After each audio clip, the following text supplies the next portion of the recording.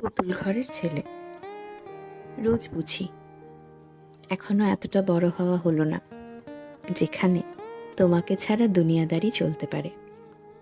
এখনো কষ্ট পেলে তোমার বুকে মুখ গুজতে লাগে সেই ছোট্টবেলার মতো। তারপর তোমার হাতটা মাথায় বিলি কাটতো আর দুঃখগুলো গলে যেত। আমি কান্না শেষে বৃষ্টি স্নানের মতো স্নিগ্ধ হয়ে যেতাম।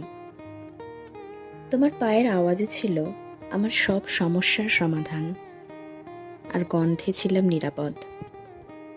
তোমার গলার স্বর অদ্ভুত স্থিত করে দিত, যেন সব ঠিক হয়ে যাবে একদিন।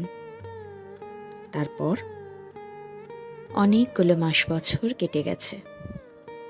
তুমি এখন সব ছোঁয়াছুঁয়ির বাইরে।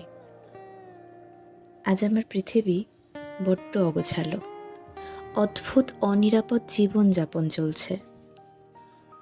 মাথায় বিলি কাটা হাতটা খালি খুঁজে যাই মনে মনে। সমস্যার ঢেউয়ের মাঝে খাবি খাই।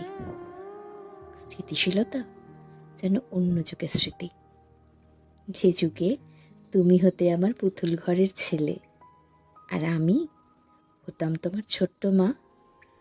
চুল আঁচড়ে মিছিমিছি ভাত খাওয়াতাম গল্প বলে। আজ জীবন সমাধানহীন দমবন্ধ শ্বাসের মতো অদ্ভুত অসহায়।